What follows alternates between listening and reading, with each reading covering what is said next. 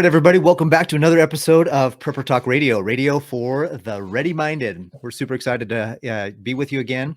Please hit like and subscribe on all of our platforms, especially our YouTube channel. We're really excited. We just hit 1,000 subscribers. In fact, I think between the time we started the show, Scott just reached up and showed us this picture. We got 1,001, so we crossed over 1,000. Thank you guys for being a part of that, and anybody who's on our YouTube channel, thank you so much. Make sure now that we're at 1,000, we are going to be doing the Jase case giveaway, and we are going to do the 5-ounce silver bar giveaway. But you've got to be in our YouTube group, in our Facebook group. So go to our Facebook page, Prepper Talk Radio, and then you'll see where it says more, and then go down to groups, and then enter into our group that says emergency prep and self-reliance. Join that group. We're going to be doing I think we're going to do the drawing live next, probably the 26th, right? Yes, of April, 26th of April. So if you're listening to this, by the time you're listening to this, it'll be Tuesday, the 25th, I think. And so make sure that you put on your calendar to be on YouTube or on Facebook, wherever we live stream, which we live stream to both, to be able to be there for that, to see if you win. You don't have to be present to win, but you do have to be in our Facebook group to win, and so that we can reach out to you and get a hold of you. So today we're going to be talking about how we can stay ready with all of the things that are happening to our food supply. And if you're paying attention in the news, you know that there's some really sinister-ish things happening in our food supply with what's going on. We've got some. We're going to use some code words as much as we can, so we don't get booted or banned or whatever on YouTube. But we're going to call it the Myrna jab or the Myrna juice, and then we're going to talk about. I don't know that the word appeal is going to ban us yet. We should be okay with that one. Yeah, with that one. But the appeal is this new process by which fruits and vegetables are going to be. I think they're going to be covered with a coating of this stuff called appeal to keep in the freshness and to keep them from going bad or turning brown. And there's some really not. If you read into the details and the fine print of this, it looks more like they're putting stuff in it. Right. It's endorsed by the Mr. B Gates and the FEW backwards. I don't know if we want to say the WAF. It's endorsed by both of those, so it's not anything that we should have. It's not anything I want anyway. Let me say that. As a reminder, do your homework. Right? We talk about these things just to help get you informed, but the most important thing is for you to go do your actual homework for two reasons. One, we might get something wrong and we need you to fact check us and get us right. Amen. Two, you need to know this stuff more than just hearing about it from us or some other podcast or some other location. You've got to do this. You owe it to yourself, to your family, to your community to just go do some research. Yeah. Because then when you're talking to your friends at the party and you're telling them about what's going on, you can talk with some authority because you did the research yourself and you know what's going on. That's our job, isn't to get into the details of the research, but it's just to kind of bring it to your attention. So because we've done a little bit of research and we're doing more as we go, when we might have another episode down the road on some of this stuff. But those are there's a group right now there's a bill, especially in the state of Minnesota. Any of you who are listening in the state of Minnesota right now, there's a little bit of a call to action right now. Go to the website. I think its website is called Tom Renz. He's a lawyer there, and he's running a group of people to help. And it's TOMRENZ.com, I believe. And if you go to that website, and there should be a way for you to talk, because there's a bill right now that they're trying to get passed in Minnesota for informed consent for any putting stuff on the label. Like right now, if there's a GMO or some kind of organized, modified chemical that's going into the foods, it's supposed to be on the label. Well, some of these Myrnas and these appeals and these everything else is not going to be as they're trying to sneak it in there. And so he's trying to get a bill passed, or working towards getting a bill passed, so that has to be on the label, which is important. Right. And of course, my pessimistic self, I'm not going to rely on that wholly for disclosure, right? Because I mean, if it's regulated by the government, I'm still not going to trust it. I think it's a great step forward. It's something that needs to happen. It's truth in disclosures and such. But I'm still going to be I'm going to suspect that there are issues with our food, regardless. And we have some other solutions we're working on that we're going to be sharing with you guys in the near future to help ensure that we all get good food and we get good products. In addition to gardening and such, just different sources we're working on to introduce once we have some confidence in these sources, right, guys? Exactly. Yeah, absolutely. And the nice thing is like you can go all day long and buy what they call food at the grocery store, right? We're always what they call food. Well, the problem. No, I like it. No, that's true. The only real section of food in there is the produce, and it's coated with crap, right? Mhm. We just talked about the new coating they're going to do, but most of the produce, you got to clean it, and the cleaners that you have aren't that great. So, but if you go back to like the wheat, like the hard shell wheat, a lot of times the best place to buy most of that stuff is actually from the suppliers, and there's feedlot companies that also do food consumption, food grade quality stuff that they sell as well. And it's like you get those sales, boom, you're golden. You buy large quantities of stuff like that from like your restaurant suppliers, it's better quality. You're going to get a better price. And if you buy enough of it, they'll ship it for free. But you're going to spend, $200 to $300, $400 when you do that. So going to the grocery store, the fake food farm outlet, right? All the process, if it comes in a box, it's not going to be the best for you. Here's something I came across the other day. As I was grocery shopping, I found this bag of dried apricots. I grew up on apricots. We had apricot trees when I was a kid. I love apricots. So I grabbed one of these things, and I didn't really even look at the back, right? Because it's like, oh, how can apricots be messed up, right? And so I started eating them, and I'm like, this doesn't really make me feel really good, right? And so I look at the back, and it says product of Turkey. How did it get here? Exactly. Seriously, apricots from Turkey? I mean, I think I would love to visit Turkey. I mean, there's a lot of history there. Great place. I don't want to disparage it too much, right? But seriously, I grew apricots here in my backyard. Why can't we get apricots here in the United States, right? Why do they have to come from Turkey? Where's your local supply? Exactly. So one thing we love with summer coming around is the farmers markets. Here in Utah County, we've got a lot of farmers. We get a lot of great produce, and we spend a lot of money on produce during the summer. What we need to do, make a habit of our family, is to take that and to can it, bottle it for the winter instead of going to the grocery store and buying the less than desirable. Back on and do another food preservation conversation. And talk specifically about that so that you grow your own stuff or get it at farmers markets, can it, and then have it throughout the winter. For those that jumped on the Ready Summit, they have Sydney has her course there about crash course in the canning, and I just remembered that, Scott. You reminded me about that the other day, and I'm like, you know what? I'm gonna go and watch that because I need to learn how to can. I just had a tree trimmer out because my winter trees grew crazy, and I haven't actually trimmed my fruit trees. I have 2 cherry trees, and I have a pear tree and a plum tree. And the guy was like, yeah, these are way crazy. So I'm like, well, what do you suggest? And he gave me a quote for the amount of money. And I'm like, I could buy a ladder and a couple of clippers and watch an hour or 2 of YouTube and still probably only spend a quarter of what they wanted to charge me. And so I'm going to probably do a little DIY on my fruit trees. But I think that's critical to learn to plant fruit trees, plant gardens, plant fruit trees. Sure, it may take 5 or 6 years for a fruit tree, but it's better to have it than to never have planted it. Get it in the ground now. Yeah, absolutely. Yeah, I'm super stoked. My apple tree is starting to bud, so it survived this winter. It was like buried. It was so buried. It was bad. We had another tree fall down half on it, and so I was like, oh no. But it's starting to blossom. So I'm like, okay, it's alive. We're good. And I was going to do some air layering off that one, and half the plant's gone. So I'm like, okay, I'm not going to traumatize that just yet. Yeah. But when I do get to do some air layering with that one, I'll record all of it and put it up on our YouTube channel. But like, there's so many oh no's in our future, right?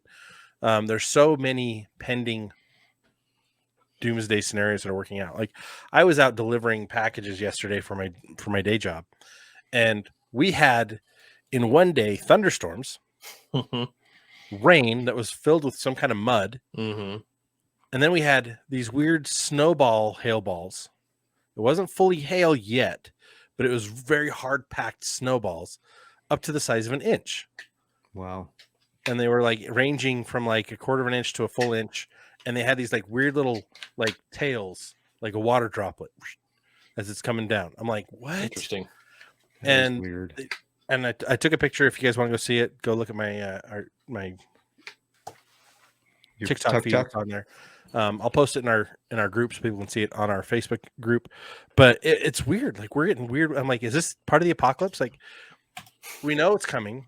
Is it all coming at once, or is it coming a little bit at a time? And I feel like a lot of it's coming a little bit at a time, slowly. It's not the rip off the Band-Aid that we're all hoping for. Right. It's the, we're just going to take a 1 milliliter or millimeter today and 1/millionth of a millimeter today to peel back on that Band-Aid. Right. We have to be made accustomed or used to the changes, right? Oh, this is the new normal. We've already been shocked into these new normals, right? So we're already expecting them. So as things change, that's normal. Change is now normal. And so they can push more and more change on us more quickly. For us to just go ahead and accept it, like, okay, this is I get what's going on, and for us, we're awake, we can see what's going on. But yeah, that's what we're trying to do today. If you're not already aware, is just introduce a few of these things, touch on them lightly, so we don't get clobbered here on the YouTube platform or throttled or whatever you might call it. But just touch on some of these things so you can go do some more investigations, but realize these things are really happening and they're very serious, especially when it comes to our food and our water. Some scary stuff. Let me share the screen with you really quickly. I saw this for those of you who are on YouTube, you'll be able to see it's about minute 11, 12, somewhere in there. But this is a company out of Canada. It's called Medicago, and they found a way to integrate the Cerveza 19 juice into the plant, and they've got a whole system here where they've been able to do that, and it's by Health Canada. And so if Canada's doing it, who else is doing it? And what else can we start expecting to see? And this was February of last year, so this is well over a year ago. Yeah, and then there's this other one right here, real quick. Yep. By the University of California, and we all know that California is on a much faster. You guys have talked about we're on a slow pace to get to the apocalypse. I think California is on a little faster pace than the rest of us. Like they're the leader of the moral decay of the United States. Yeah, they're running. They're leading the charge. They're juicing the insanity pills to everybody. Like that's the problem. Look what it says here: grow and eat your own V words. It's just crazy. Like they're putting it into the food. Like they're finding ways to get it into the DNA or whatever plants have. And then when we eat it, it's going to get into us. So yeah, from what I've seen and other reports, other disclosures, they've been able to do this since the early 2000s. Being able to integrate, like you say, the V's, the jabs into our food, into vegetables. I think that's where it started, is in tomatoes. Yeah, and it's just progressing from there. They figured it out and able to apply it into our meats. I think maybe you have some more articles, Paris, on that as well, and I've seen some as well. That's being happened to our proteins. I mean, from what I understand, is that that's how they manufacture many of these V's, these jabs, is with our protein based, right? And so that lends itself very easily to our meats. Well, look at this, and another.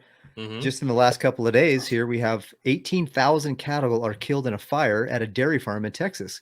This is just one more of many that we've seen in the last several months of different cattle farms. There was that other one where there was like tens of thousands of cattle that just died out of nowhere.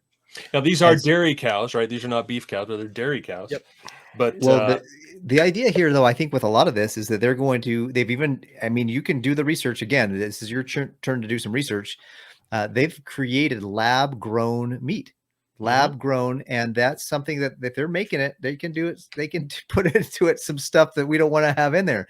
anything that's made synthetically like that is going to have an effect on our bodies. And so it's important, if you want to have natural, good, solid stuff, then you're going to need to do some research of where to go find it and buy it. And like Shane alluded to a little bit, we're working on, we've got some things in the background we're working on for that as well. So yeah, so here's a thought here. There's a guy I used to follow. His name was Ice Age Farmer. He has disappeared. He's disappeared off of the face of YouTube, off internet, everywhere. I haven't seen him for over a year. Wow. And I think his content is still up and available. So go check out his website, check out his YouTube channel if it's still there. There's still a lot of great content on how the powers that be are demonizing and making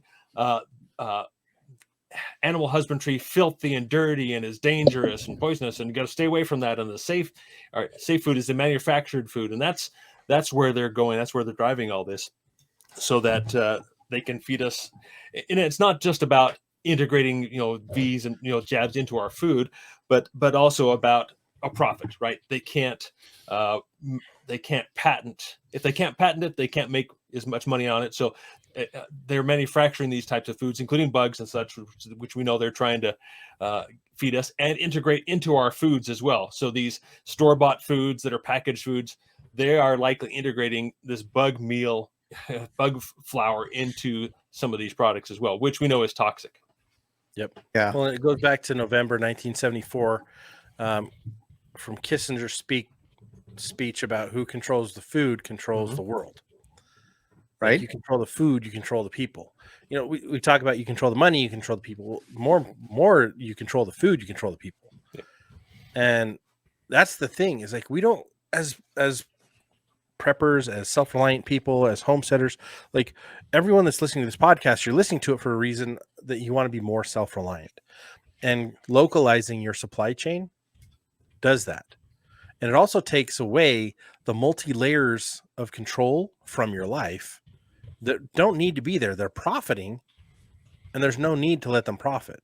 They're also, we don't know what they're doing to the food, how many hands it goes through to get to you. So if you're creating your own stuff and you're working with your neighbors, guess what? You're building a tight-knit community, which is one of the number one things we talk about, to be able to get through, to be anti-fragile against any type of disaster, whatever comes. An additional lies that they're spreading as well is that they say, there's too much population, right? There are too many people on the earth. The earth can't sustain itself. Well, the truth is that these famines we're seeing, the issues we're seeing with food and such, are manufactured, and they have to be manufactured, right? Mother Earth is more than capable of providing for all of us, more than capable. There's I've heard many instances where there is actually a glut of food, but it's made to be the opposite. Yeah, it's again propaganda. Whereas these issues have to be manufactured and enforced that way. If we're doing this ourselves, and we had our own gardens, we had. I think that story that was repeated a number of months ago, where 3 chickens were given to a certain amount of families, and it cut that down city on, in Belgium. Cut down to like 100,000 tons of waste, and additionally providing them food as well. So. It is very possible to sustain the people, as many people as this planet can hold. It's an absolute lie that we're going to run out of food. It has to be manufactured. That the system is collapsing. I was watching a clip off of the Joe Rogan show, and he had a guy on there that was saying this whole idea of we're overpopulating the world is total crap. Yeah, the opposite. Maybe I shouldn't have said that word on the air, but it's not true. And he said basically the reason why we think it's true is because they've crammed us into these big cities, and so in the small little area that we're in, it looks overcrowded. It feels overcrowded because we're crammed into these cities, and now they're trying to make 15-minute cities. And if we spread out, if we actually kind of, there's more than enough land for everybody to have probably several acres and live comfortably if we would just spread out and use the land that's available. But we just get we've been conditioned and programmed to believe, because we're in these big cities and it's only going up, it's high rises and it's like sardines, they stack us in there, that we've been conditioned to believe that that is true. So there's a mathematical study done that if you took all the inhabitants of the earth, you could cram into the state of Texas, and they'd have 100 square meters as their plot each. Each. That's like a football field, right? 100 meters roughly. ish. But here's the thing. Well, that's in length. But here's the thing. That's not enough for you to do anything with. But there's the whole rest of the world that's producing. Right? A lot of that's desert land, whatever. That was just Texas, that's saying? just Texas. Holy smokes. Like, if we redo this whole surface of the earth, which is 57 million square miles, right? 57 million square miles. Dang. That means that's just, oh my gosh, it's just crazy. 24% of that's mountain, 33% of it's is desert. Then there's the uninhabitable, they say 57%, right? That still leaves 24 million square miles, or 15.77 billion acres of habitable land. Mm-hmm. Everybody can have at least an acre. Yeah. How many By billion these acres? numbers, everyone can have almost 2 acres. 57 billion.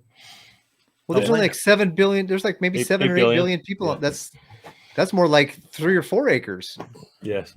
So family could, I guess, depending on where you live, right? Because out west, when they would give out homesteads, you would have anywhere between 40 acres to 400 or more acres to try and, depending on where you're at, to sustain a family. Wow. And what's funny is like they did that based on watershed, right? And what we know now about watershed and water storage and water containment and like all the different things we've been able to figure out and do, you don't need that much land anymore. With the technology we have now and the advancements and such, yeah. So we could simplify so much. We could save so much money. This actually goes into our next episode, which we're going to talk about, kind of bucket lists, prepping bucket lists. But it's just like you could set up on a half an acre, a really good little homestead. Oh, totally. Right. So if you have 2 to 3 acres, my goodness. Oh, yeah. And you don't have to produce everything on your land for you. Like, that's why you have community. So you can go and be like, hey guys, I'm really good at growing potatoes. I've got all these extra potatoes. What I'm looking for is someone who's got chickens, and Bob and Mary over here have tons of chickens. Like, oh my gosh, we need potatoes. Here, let's trade. And that's the system, right? That's the way of life. And the problem is everyone's switched us to, hey, we have to monetize and we've got to control the money. And now we've got to control the food.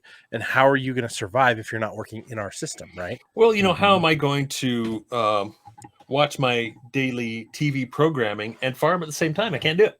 It's just too difficult, right? It's too hard. It's hard work. I can't do that kind of, I don't like to sweat. My hands getting dirty. I can't get my hands get dirty. It doesn't work. I can't wait to get back in my greenhouse. I got my greenhouse set up. Nice. I've got to go. I love dirt under my fingernails. I just love getting the dirt. Yeah, cleaning them out. You're like, my grandpa, he used to have, those old timer knives? Yeah. He used to have this really little one that he always kept in his pocket. And he had a bigger one that he kept too, but the little one was only for his fingernails. And he'd sit there and do exactly what you're doing with this little tiny blade. And I'm like, Grandpa, doesn't that hurt? And he goes, no, it feels great. I'm like, that's crazy. And now I'm like, I get it. Yeah. When you work with the earth, there's also this huge benefit of being in your food supply. When you grow a garden, being out in your garden, it gives you a sense of peace. Like being able to actually grow food and work, even if you don't grow much. I didn't grow much last year. I failed a lot. I learned a lot, but there was all the stress relieving benefits of being in the earth. Right. Well, there's some truth to that, because there's a whole fitness or wellness movement called grounding. Mm-hmm. And if you're barefoot or your bare hands or whatever, just your body, even through, probably not as much through clothes, but you can, the energy, and not to get too metaphysical, but the frequencies of the earth, the energy that the earth gives off, are healing. They rebalance us. They when our feet are on ground, that's real ground, dirt, grass, the energy that comes up through our feet actually reorients the energy in our bodies. Mm-hmm.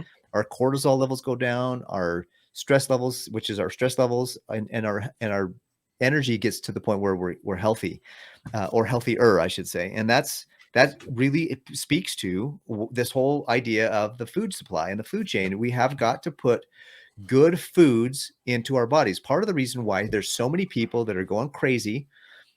There's actually a study done about, by the way, there's a study done out of Berkeley that this scientist was able to take male frogs and turn them into homosexual frogs with different chemicals that are the exact same chemicals that they've been spraying on our crops for decades. So he like basically proved that part of the problem could be, Frank, and I believe it's true, part of the problem, and this was a Berkeley guy, by the way, it was a highly liberal college. Yeah. He literally showed that part of the reason why we're seeing so many people in this generation being switching the teams, so to speak, is because of the chemicals they've been eating for so long. So don't tell me it's true. What you put in, garbage in, garbage out. You know what I mean? So you got to put good things in so the good things come out. And that's not just, we're not just talking about keeping your body healthy, but your mental health has got a lot to do with that as well. And also like processing your own meats. Like I've harvested rabbits and chickens, and the first time I harvested a rabbit on my own, and the first time I harvested a chicken on my own, I had to process those. We raised those animals for this purpose. Can I just tell you how humbling that was? It's so easy to disconnect and go to the grocery store or go somewhere and have a box of meat shipped to your house. It's so easy to disconnect and not realize the sacrifice that animal's made for you. But when you raise that animal with love and compassion, and you make sure it's getting the good nutrients and good food and good sun, and it's enjoying its life, and knowing that at the end of that life, it's gonna live on in you and your kids and your family. And to make sure that animal its life is ended humanely and humanely.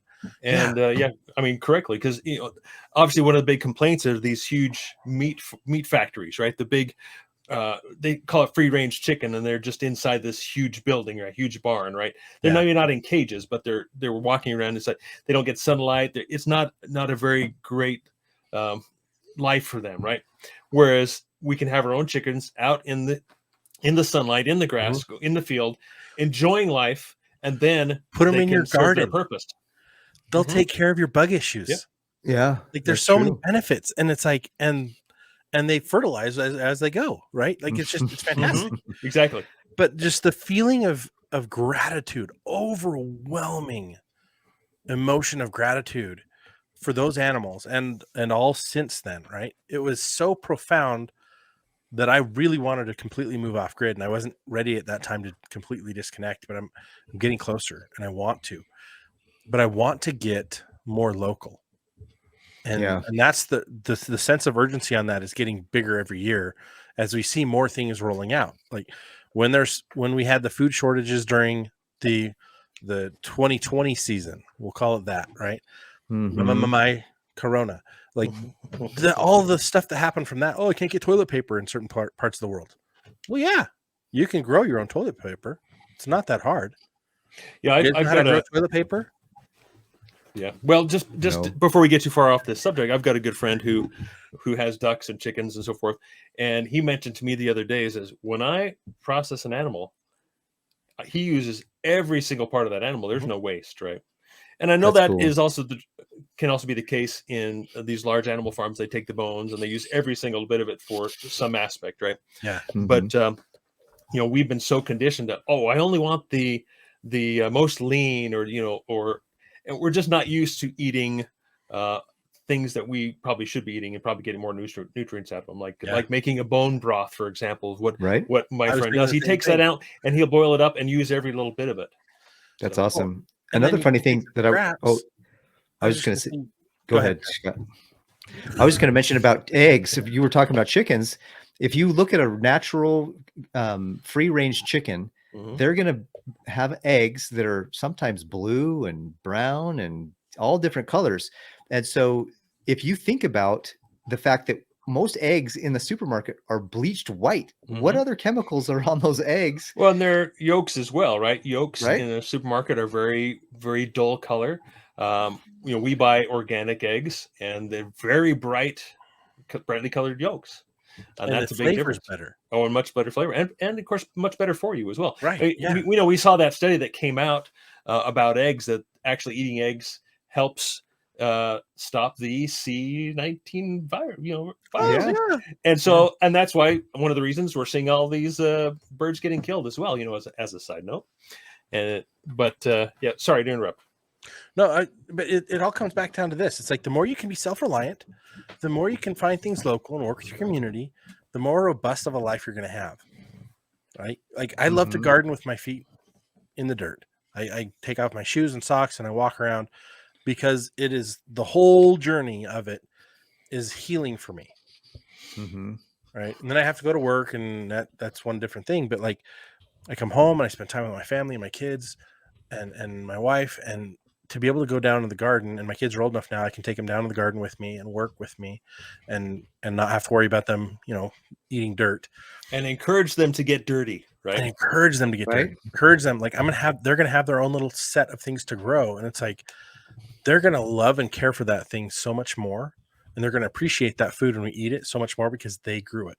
And they just might eat their veggies. I hope so. I have a funny story about that, what you just said, Shane. I was at the convention center recently for a convention that I was at, and I was chatting with a friend of mine who has a little baby, and she let the baby kind of crawl around on the ground, and it was carpeted. It's Mountain America Center, so it's carpeted, really nice carpeting. This lady walks by and says, she must be, it's a little girl, like 6 months. I don't know. She's a year old, a year and a half, something like that. So she's just crawling. Your baby's going to get a lot of diseases and a lot of things there. Basically shamed the mom, and the mom had the greatest response. And I gave her a high five after she said it. She says, well, then I guess my kid's going to have some strong immune system, and I was like, yes, that's the right answer. Amen. She's like, I think I just got mom shamed. I'm like, yeah, you did, but you replied with like a champ. So perfect response. I grew up, and maybe I'm revealing something I shouldn't, but I grew up eating sow bugs, for goodness sakes, in my mom's garden. Those little roly-polies. I thought they were little, I thought they were little candies or something. I guess my mom said that I ate a bunch of them, and I was like, so there's nothing wrong with me though. I'm fine.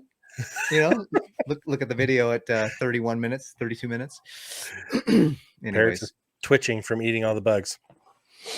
No, it's funny. Speaking of eating bugs, aren't the elites trying to get us to eat bugs right now? Yeah, I haven't heard about roly-polies, though. I don't know about the sow bugs, right? But there's so many bugs that float into your mouth while you're talking, while you're sleeping. I can't remember a single conversation or family reunion where someone during conversation didn't swallow a bug. It happens at every major family gathering. We spend a lot of time in the woods, so it happens. It's just normal. But while you're sleeping, bugs crawl in your mouth. It happens. Yeah, especially in those horror movies. Processing plants, they allow a certain percentage of bugs to go through. That's just how it is. Yep. So yeah, you're eating bugs already. But if I have a choice between a bug salad and a vegetable salad, I'm going to choose the vegetable salad. Right. If I have a choice between a bug patty burger and a hamburger, you know where we're going here. I'm getting the hamburger. Amen. Right? I don't want a candy bar made out of cricket legs like that. Doesn't appeal to me. Well, here's another thing. Even if they're chocolate covered. Yeah. Oh, yeah, absolutely. That's another way that they normalize things, right? Is, hey, let's put chocolate on it, and it's a dessert, right? Anyway, but here's something I wanted to point out that maybe some of you don't know about, and maybe you guys have heard about this too, is that you heard about smart dust. Do you know what that is? Tell me. Smart dust is essentially a nano-sized particle that is an electronic circuit. They are also engineering the jabs, the V's, into a smart dust and spraying it out into the wild. So there are concerns, and maybe you've even heard where they're actually they've been spraying out V's to inoculate raccoons or something. I forget what the story was, but they are spraying these out in the wild so that so that a deer gets its jab, and then when we eat the deer, that passes along to us. They have engineered those toxins so that they will pass on to us and pass that I don't want to say the word, that therapy along to us as well. Yeah. And so Myrna, exactly. Yeah. Crazy Aunt Myrna. Yes, crazy Aunt Myrna along to us. And so that can be sprinkled over our gardens. And that's one of the reasons why I'm building a couple of greenhouses. and to protect from any of the, any of the geoengineering, let's use the correct word, right? That's being sprayed out all over us. Yep. So there's that concern as well. It's hard to imagine that we can be safe without taking control ourselves of our own food sources. Exactly. And that's important. I was listening to Tim Pool. I think he has what's it called? The Pool Cast. Anyways, Tim Pool, he's pretty famous. Most of you guys who are listening to us have probably listened to him longer than us. Anyways, he had a guy on there who is I don't know what his background was, but he was speaking to the Bible and how we all know that what's going to happen and the beast system and some of these things are going to happen. And he says, I'm preparing to get myself completely disconnected from the grid. So I'm going to live, so to speak, with what in society, but I'm preparing to be able to disconnect when it's time, because there's no way I'm taking the mark to be able to buy the food or do what I need to do. He says, I'm storing up food. I'm storing up water. I'm storing up gold. I'm storing up skill sets. I'm storing seeds. And he's doing all the things that he needs to do to disconnect. And I thought that was fantastic. And I was like, man, I'd like to have that guy on our show, or talk to that guy, because that's exactly right. We all have to get to the point where we can be disconnected if we need to. If you're living a life right now that if everything crashed and you couldn't live a month or two or 6, make the change. I don't care if it's an EMP. I don't care if it's an earthquake, because if we have a big earthquake along any of these fault lines, our major highways are going to get broken up, and we can't have food supply chains aren't going to be able to drive on it. So people are all worried about it. I think that we should be worried about an EMP. Don't get me wrong, but I also believe that we should be just as worried about earthquakes, which is actually going to probably be more of an issue, because you get rid of our our highways and our distribution system. You're not going to have trucks coming in with food. Yeah. So we're all going to need to be self-reliant enough that we can disconnect when it's time. Yeah. And along that same lines is, rather than receiving the mark, we know, in my opinion, where I see things going is because of what's happening with our food supply. We know it's dwindling, they're sabotaging it and so forth. It will get to the point where those who are not prepared, who don't have their food storage, who don't have their gardens, will be forced to eat whatever they are given, whatever choices that they are provided for them, which will most likely be this compromised food.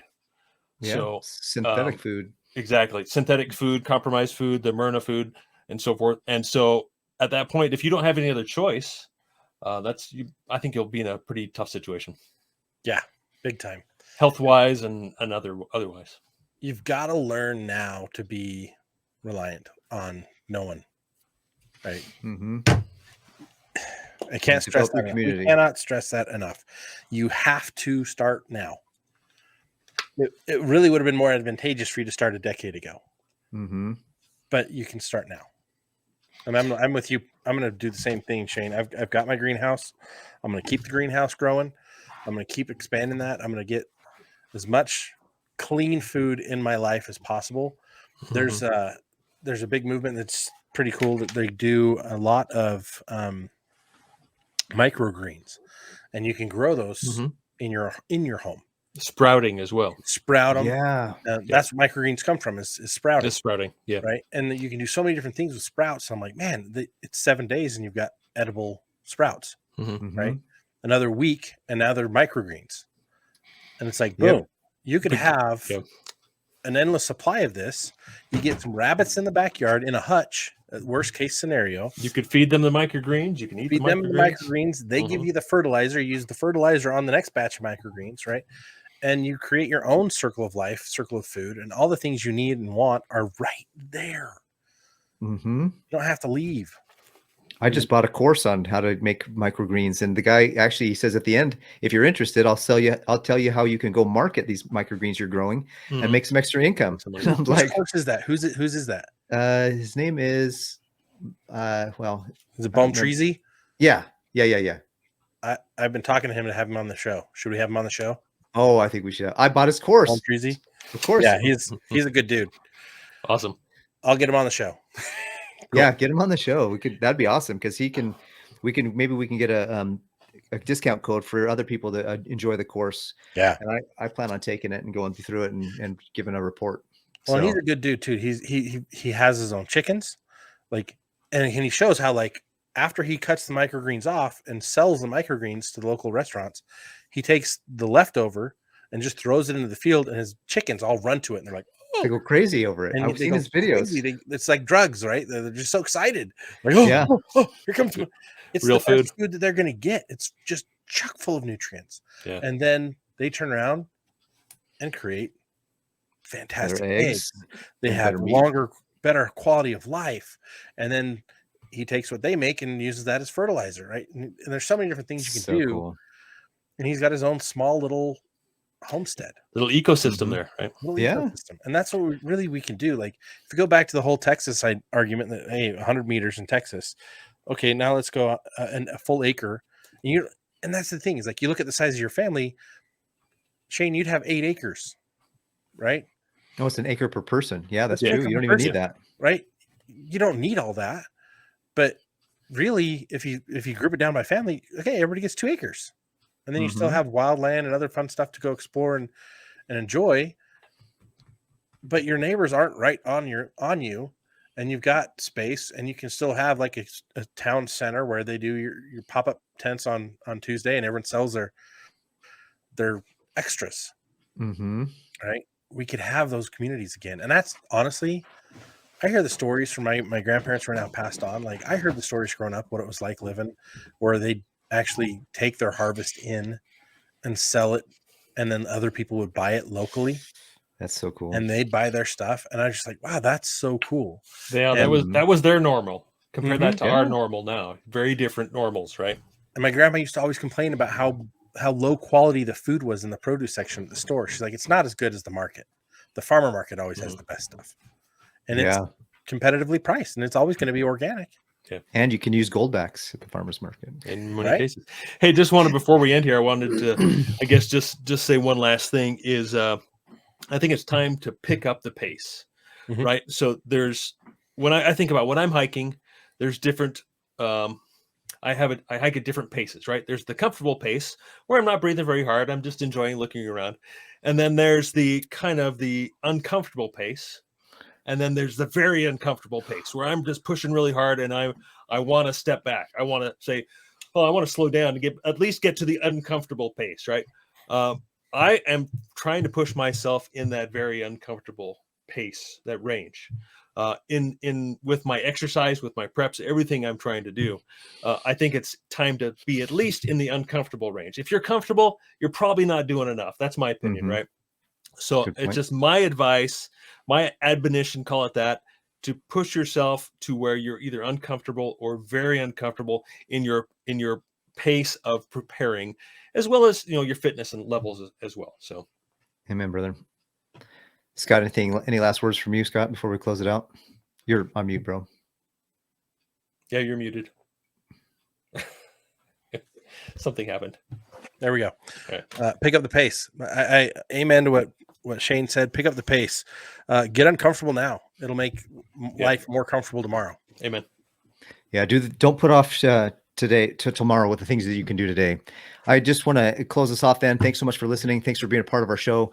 Hopefully you're going to be on our live tomorrow night from, well, as of the time you're listening to this, it should be tomorrow night, to be able to see who wins the silver bar, the 5-ounce silver bar, and the Jase case.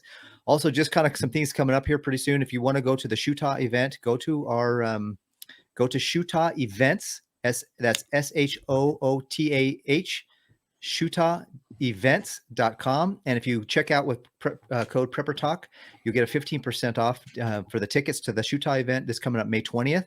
And then also, we're going to have next week we're going to have Chris Turpin on, who's the founder and organizer of the Be Prepared Expo for 2023, and it's going to happen June 2nd and 3rd of this year, and we're excited to be there. We're going to be at both events, so we'd love to meet you. If you're in the Utah area, or if you're anywhere near, you can fly in. We would love to meet you at either the SHTF event or the Be Prepared Expo 2023 in Farmington, Utah, on June 2nd and 3rd. Thank you so much for listening. You've been listening to Prepper Talk Radio, radio for the ready-minded. Make sure that you're staying focused on God, family, and country. We'll see you next week.